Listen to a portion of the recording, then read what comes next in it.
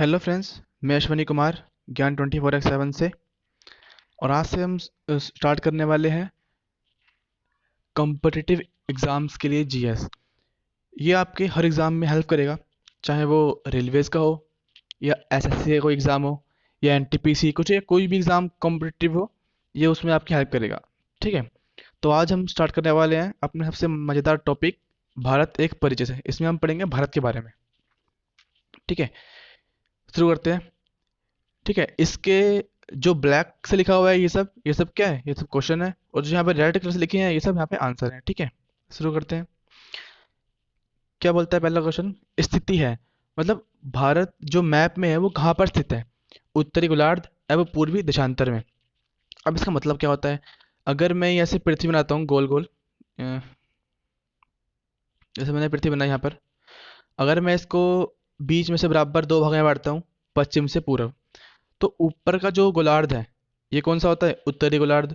और जो नीचे का है ये कौन सा होता है? दक्षिणी गोलार्ध। ठीक है, तुम्हारी पृथ्वी उत्तरी गोलार्ध में है। ठीक है, अब आती है बारी पूर्वी देशांतर की। तो अगर मैं फिर से पृथ्वी बनाता हूँ, तो अगर मैं पृथ्वी को ऐसे बांटता हूँ दो भागों में बराबर, तो जो यहाँ पर देशांतर रेखा होती हैं ये होती हैं पश्चिमी देशांतर रेखाएं, और जो यहाँ रेखा होती हैं देशांतर रेखाएं इन्हें बोलते हैं पूर्वी देशांतर देशांतर रेखाएं। तो जो भारत है वो पूर्वी देशांतर में है और उत्तरी गोलार्ध में है। ठीक है, जो रेखा सीधी खड़ी होती है इन्हें बोलते हैं देशांतर रेखाएं, और जो रेखाएं ऐसे लेटी होती हैं इन्हें बोलते हैं अक्षांश रेखाएं। ठीक है, तो आगे बढ़ते हैं। भारत की आकृति है, अब भारत की आकृति कैसी है? भारत की आकृति कुछ ऐसी है। ठीक है, तो इस आकृति का नाम क्या है? चतुष्कोणीय है। ठीक है, चार कोणों वाली। आगे बढ़ते हैं। भारत का कुल क्षेत्रफल है, अब इसको आसान सा तरीका याद करने का, 32 87 263। ठीक है, बोल बोल के याद करेंगे तो याद हो जाएगा, 32 87 263। ठीक है, आगे बढ़ते हैं। भारत का क्षेत्रफल संपूर्ण विश्व का कितना है? अगर हम बात करें सिर्फ भारत के एरिया की, पूरे वर्ल्ड में जो एरिया है उसमें से भारत के पास कितना एरिया है? तो वह है सिर्फ 2.42%। ठीक है, भारत की राजधानी क्या है? नई दिल्ली है, जो कब बनी थी? 1912 में, यानी 1912 में बनी थी। उस टाइम पर वायसराय कौन था? लॉर्ड हार्डिंग द्वितीय। ठीक है, आगे बढ़ते हैं। सर्वाधिक बोले जाने वाली भाषा कौन सी है? यहाँ पे हिंदी है। ठीक है, हिंदी बोली जाती है यहाँ पे। सबसे बड़ी जनजाति कौन सी है यहाँ पे? गौड़, जो मध्य प्रदेश में फैली हुई है ज़्यादातर। ठीक है, क्षेत्रफल की दृष्टि से विश्व के में स्थान कौन सा है? 7वां है। ठीक है, कि भारत इतना बड़ा है, अगर हम सबसे बड़े देश को लेते हैं, सबसे बड़ा देश कौन सा है? रूस। और सबसे छोटा देश कौन सा है? Vatican city. तो इसमें भारत का स्थान कौन सा है? पांचवा, ओ सॉरी, 7वां स्थान है। ठीक है, जनसंख्या की दृष्टि से विश्व में स्थान दूसरा है, पहला चाइना का है। ठीक है, विश्व जनसंख्या का भारत में निवास कितना, नहीं अगर हम देखें कि पूरे दुनिया में कितने लोग रहते हैं उसका कितने परसेंट भारत में रहते हैं, तो वो है 17.5%। ठीक है, अब आती है भारत का अक्षांशीय विस्तार। इसके पहले मैंने बताया था कि अक्षांश रेखा कौन सी होती है? जो लेटी होती हैं। ठीक है, तो भारत मान लिया कहीं कहीं यहाँ पर होता है, तो भारत का अक्षांशीय विस्तार मतलब यहाँ पे कौन कितने डिग्री की अक्षांश रेखा होती है, और यहाँ पर इस एरिया में कितने डिग्री की अक्षांश रेखा होती है। मैं कलर अलग कर लेता हूँ। यानी यहाँ पर इस डिग्री, यहाँ पर कौन सी अक्षांश रेखा होती है, और यहाँ पर कितने डिग्री की अक्षांश रेखा होती है। ठीक है, तो वो होती है 8 डिग्री 4 मिनट से लेकर 37 डिग्री 6 मिनट। ठीक है, ऐसे ही अगर ये भारत है,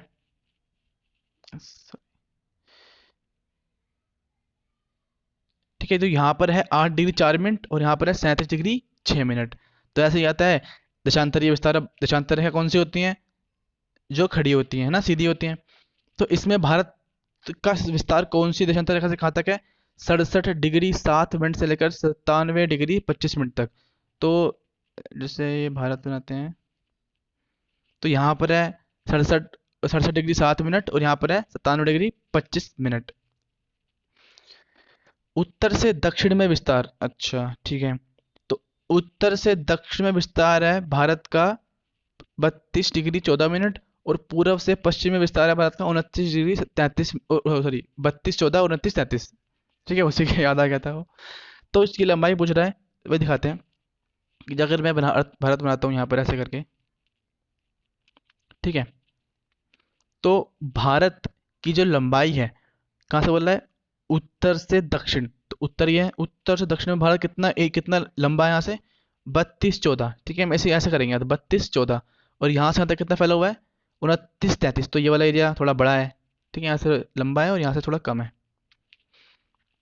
आगे बढ़ते हैं, सबसे पूर्वी बिंदु, यानी अगर हम भारत बनाते हैं, ये भारत आज गलत क्यों बन रहा है बार बार, मुझे समझ नहीं आ रहा, ठीक है। सबसे पूर्वी बिंदु कौन सा है, यानी पूर्व में कौन सा बिंदु है, वलांगू नाम है इसका, और ये है कहाँ पे, अरुणाचल प्रदेश में, ठीक है। और सबसे पश्चिमी बिंदु कौन सा है, सरकरी, जो कहाँ पर है, गुजरात में है, ठीक है। गुजरात कहाँ पर है, जो ये घूमता है, गोल गोल सा घूमता है ना, यहीं पे यही गुजरात है, ठीक है। तो यहीं पर इस कोने पे क्या है, सरकरी बिंदु है।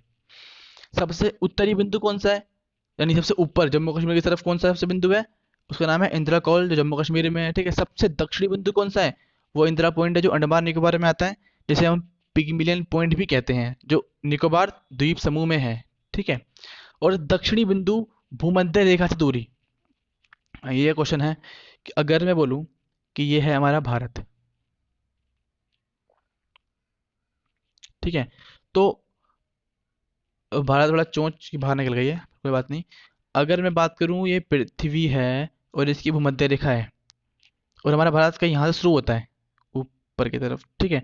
तो बोल रहा है कि इस बिंदु की जो भूमध्य रेखा हमारे यहाँ बनाई है, इससे दूरी कितनी है, ठीक है। थोड़ा गलत बन गया है, फिर से बनाता हूँ, कि जो यहाँ से लेकर और जो भूमध्य रेखा अगर यहाँ पे है, तो इसके बीच की दूरी कितनी है, तो उसकी बीच की दूरी है 8-7 है, ठीक है। इसको उल्टा करेंगे, 8-7-6, ठीक है, 8-7-6, 8-7-6 दूरी है भारत की मुख्य भूमि से भूमध्य रेखा की दूरी, ठीक है। आगे बढ़ते हैं, प्रायद्वीपीय भारत मुख्य भूमि का दक्षिणी नोक है, कौन सा है, उसका नाम क्या है, केप कोमोरिन, जो कन्याकुमारी तमिलनाडु में है। अबे प्रायद्वीप भारत क्या होता है, जो कोई भी आकृति तीनों तरफ से पानी से घिरी हो, ठीक है। यहाँ पे पानी हो, यहाँ पे बंगाली खाड़ी, यहाँ पे अरब सागर है, तीनों जगह से पानी से घिरी हो, और ऐसे भूमि भरने के लिए इसे बोलते हैं प्रायद्वीप। तो इसका सबसे दक्षिणी बिंदु कौन सा है, केप कोमोरिन, ठीक है। आगे बढ़ते हैं, द्वीपों की कुल संख्या, तो भारत के पास कुल कितने द्वीप है, 247, ठीक है, 247। भारत का हुआ था आजाद 1947 में, तो वहां से 19 हटा के लगा दो 2, तो कितना हो गया, 247 द्वीप है भारत के पास। और उसमें से बंगाली खाड़ी में, मतलब वह बंगाली खाड़ी में नहीं, इस तरफ कितने हैं, 204, और अरब सागर में कितने हैं, 43, ठीक है। और ऐसे एक क्वेश्चन और है, लक्षद्वीप में द्वीपों की संख्या, लक्षद्वीप में द्वीपों की संख्या कितनी है, 36 है, ठीक है। ऐसा था स्थल सीमा की कुल लंबाई, हाँ, जैसे कि मैंने यहाँ बनाया भारत, फिर दोबारा से जम्मू कश्मीर से होते हुए ये पूर्वी राज्यों के होते हुए, तो अगर मैं यहाँ से लेकर नापूं, पाकिस्तान से टच में है भारत, ठीक है, पाकिस्तान से टच में, यहाँ से होते हुए गुजरते हुए, यहाँ से होते हुए, यहाँ से पश्चिम बंगाल से बांग्लादेश से निकलते हुए यहाँ पश्चिम बंगाल तक, ये दूरी कितनी चौड़ाई कितनी लंबी है, ये है 15,200 किलोमीटर, ठीक है। और तटीय भाग की कुल लंबाई कितनी है, 75-16.5, 75-16.5 तटीय भाग की कुल लंबाई। इसमें क्या आता है, इसमें तो ये आता है गुजरात से लेकर प्रायद्वीप भारत पूरा, ठीक है। और यहाँ पे जितने भी द्वीप हैं, लक्षद्वीप हो गया यहाँ पर, ठीक है, और यहाँ पे अंडमान निकोबार हो गया, जितने भी द्वीप हैं उन सबको मिला के कितना आता है, 75-16.5। और अगर मैं सिर्फ मुख्य भूमि की बात करूँ, मुख्य भूमि कौन सी होती है, मुख्य भूमि ये होगी, तो ये बस इतनी इतनी लंबाई कितनी है, ये जो मुख्य भूमि है, यानी मुख्य भूमि के तटीय भाग की लंबाई कितनी है, तट किसे बोलते हैं, जो समुद्र से लग रहा होता है, जो जो जमीन जो समुद्र से लग रही होती है उसे बोलते हैं तट। तो उसकी लंबाई कितनी है, 6100, ठीक है, 6100 किलोमीटर, ठीक है, 6100 किलोमीटर, ठीक है। तो ऐसे ही क्वेश्चन आता है, भारतीय मानक समय, अब इसका मतलब क्या होता है, ठीक है, थोड़ा समझना पड़ेगा। अगर इसकी मैं बात करूं कि यहाँ पर है गुजरात, ठीक है, यहाँ पर है पूर्वी हमारे राज्य है, तो यहाँ से लेकर मैं यहाँ पे आता हूँ, तो दूरी कितनी हो गई, 29-33, ठीक है। ये अभी इस 29-33 किलोमीटर के रास्ते में, यहाँ इस रास्ते से लेकर इस पॉइंट से लेकर इस पॉइंट तक, यानी इन दोनों पॉइंट के बीच में अगर मैं देखूं, दूरी का अंतर है वो कितना है, 29-33। लेकिन अगर मैं देखूं टाइम का अंतर, कि सूरज, जो मेरा सूरज वो जो मेरा होता है सूरज, वो सूरज यहाँ पर निकलता है ठीक 2 घंटे पहले, और उसके 2 घंटे बाद निकलता है यहाँ पर। ऐसे मान लूँ अगर यहाँ पे सुबह होती है 5 बजे, यानी हमारे अरुणाचल प्रदेश में अगर सुबह होती है 5 बजे, तो यहाँ पर यानी गुजरात में सुबह होती है वहाँ के 2 घंटे बाद यानी कि 7 बजे। तो इसमें ये टाइम का अंतर है। ठीक है, तो इस टाइम के अंतर को ठीक करने के लिए हमने एक मानक समय रेखा मान रखी है भारत की, जो मानी कहाँ से है, 82.5 डिग्री पूर्व देशांतर से। ठीक है, जो कहाँ से गुजरती है, जो रेखा गुजरती है इलाहाबाद के मिर्जापुर से गुजरती है, जो नैनी जिले में स्थित है। ठीक है, आगे बढ़ते हैं। तो 82.5 डिग्री पूर्व देशांतर रेखा गुजरती है कितने राज्यों से, 5 राज्यों से। ठीक है, भारतीय मानक समय तथा ग्रीनविच समय के बीच क्या अंतर है। जो भारतीय मानक समय है 82.5 डिग्री का, उसमें, और जो ग्रीनविच से मानक समय गुजरी है पूरे वर्ल्ड की, जो 0 डिग्री पर है, वो उन दोनों में, इन दोनों समय कितना समय का अंतर है, 5 घंटे 30 मिनट का। ठीक है, हमारी जो मानक समय है वो ग्रीनविच से 5 घंटे 30 मिनट आगे है। ठीक है, और कुल राज्यों की संख्या कितनी है, 28। ठीक है, 29 नहीं है, 28 है। जम्मू कश्मीर अब राज्य नहीं रहा है। और केंद्रीय शासित राज्यों की संख्या कितनी है, 8। ठीक है, 9 नहीं है। 9 क्यों नहीं है, 9 इसलिए नहीं है क्योंकि 2 केंद्र शासित राज्य हमने मिला दिए हैं। कौन से, दमन एंड दीव और दादर एंड नागर हवेली। ठीक है, सर्वाधिक राज्यों की सीमा को छूने वाला राज्य कौन सा है, उत्तर प्रदेश। सबसे ज्यादा जनसंख्या भी इसी की है, और सबसे ज्यादा राज्य को छूने वाला राज्य भी यही है। 8 राज्यों की सीमा लगती है इसको। और समुद्र तट से लगे लगे राज्यों की संख्या कितनी है, 9 है। अगर हम गिनते हैं गुजरात से लेकर पश्चिम बंगाल तक, तो ऐसे 9 राज्य हैं जो समुद्र तट से लगे हुए हैं। हिमालय को छूने वाले राज्य की संख्या कितनी है, 10। ठीक है, पानी को छूते हैं 9, हिमालय को छूते हैं 10। ठीक है, और इसके ऊपर जैसे कि अगर मैं गिनूँ हिमालय से, हिमालय पे छूते हैं 10, फिर नीचे आए, फिर आ गई बारी यूपी की, वो हो गए 9।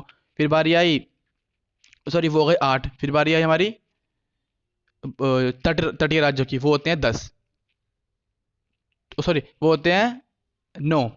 और जो उत्तर प्रदेश है वो छूता है 8 राज्यों की सीमाओं को। तो गिनती कर लेंगे नीचे से ऊपर, पहले 9, 10 और 8। ठीक है, 9 हमारे तटीय राज्य हैं, और 10 हमारे हिमालय को छूने वाले राज्य हैं, और 8 हमारे यूपी, जिन राज्यों की सीमा को टच करता है। ठीक है, याद रखेंगे ये। भारत की प्रादेशिक जल सीमा कितनी है, 12 नॉटिकल मील। अब ये क्या होता है, अगर मैं यहाँ से लिखूँ भारत बनाऊँ, तो यहाँ से 12 नॉटिकल मील दूर भारत यहाँ पे कुछ भी कर सकता है जैसे उसकी मर्जी चाहे। ठीक है, और एक समुद्री मील बराबर होता है 1.852। इसे ऐसा करेंगे 1.852 किलोमीटर, या फिर बोल सकते हैं 1852 मीटर। ठीक है, दोनों तरीकों से आंसर बन सकता है इसका, या तो 1.852 किलोमीटर या 1852 मीटर। ठीक है, राज्यों की कुल संख्या कितनी है, ये तो हो चुका है। ठीक है, 12 नॉटिकल मील 8। हाँ, भारत के मध्य से गुजरने वाली रेखा कौन सी होती है, कर्क रेखा। तो 3 तरह की रेखाएं होती हैं जो हमें मेनली पूछते हैं पेपर में। ये होती है माना से भूमध्य रेखा, ऊपर होती है कर्क रेखा, और नीचे होती है मकर रेखा। तो जो कर्क रेखा है वो भारत के एकदम बीचों बीच, लगभग बीचों बीच से गुजरती है। जो कि अगला क्वेश्चन, कर्क रेखा गुजरती है कितने राज्यों से, 8 राज्यों से। ठीक है, कर्क रेखा गुजरती है कितने राज्यों से, 8 राज्यों से। पहला कौन सा है, गुजरात, राजस्थान, मध्य प्रदेश, छत्तीसगढ़। ठीक है, मध्य प्रदेश से ये अलग हुआ है छत्तीसगढ़, कब अलग हुआ है, 2000 में। ठीक है, मध्य प्रदेश, छत्तीसगढ़, उसके बाद क्या था, झारखंड, पश्चिम बंगाल, फिर त्रिपुरा मिजोरम, त्रिपुरा मिजोरम। ठीक है, त्रिपुरा मिजोरम, त्रिपुरा मिजोरम। ठीक है, आगे बढ़ते हैं। सर्वाधिक नगरीकृत राज्य कौन सा है, गोवा। सर्वाधिक नगरीकृत राज्य कौन सा है, गोवा। न्यूनतम नगरीकृत राज्य कौन सा है, हिमाचल प्रदेश। अब सबसे न्यूनतम न्यूनतम न्यूनतम नगरीकृत राज्य कौन सा होगा, जहाँ पे पहाड़ होंगे वहां तो नगर बनाना मुश्किल पड़ जाएगा, तो इसलिए हिमाचल प्रदेश, तो याद रखेंगे। सर्वाधिक वनाच्छादित, ये सबको पता है एमपी हमारा सबसे ज्यादा वनाच्छादित राज्य है। सबसे न्यूनतम वनाच्छादित राज्य कौन सा है, हरियाणा। यहाँ पे बेटियां भी कम है हमारी, ठीक है, और पेड़ भी कम है। सर्वाधिक वर्षा होती है कहाँ पर, मौसीन राम, मेघालय में। ठीक है, न्यूनतम वर्षा कहाँ होती है? लेह कश्मीर में। ठीक है, याद रखेंगे, लेह कश्मीर में न्यूनतम वर्षा होती है। सबसे प्राचीन पर्वत कौन सा है? हमारा राजस्थान का अरावली पर्वत। ठीक है। सबसे नवीन पर्वत कौन सा है? अरे हिमालय भाई, वलित पर्वत है। ठीक है, जो अभी भी ऊपर बढ़ रहा है। क्यों बढ़ रहा है ऊपर? क्योंकि अभी भी जो भारत की प्लेट है वो यूरेशियन प्लेट से टक्कर खा रही है, नहीं टक्कर उससे अभी भी लग रही है, और वो जो पर्वत है वो अभी भी ऊपर की तरफ बढ़ता जा रहा है। भारत का सर्वाधिक पूर्वी भाग कौन सा है? हम बात करें राज्य की तो कौन सा है? अरुणाचल प्रदेश। ठीक है, और इसका पुराना नाम क्या था? नेफा। ठीक है, फा, नेफा। ठीक है। तो ये है हमारे एसएससी के कुछ और रेलवे के कुछ इंपॉर्टेंट क्वेश्चन। और इसके आगे हम पढ़ेंगे जनगणना से संबंधित कुछ जीएस के महत्वपूर्ण प्रश्न। ठीक है, उसके लिए बात करेंगे कल। ओके, तब तक के लिए बाय।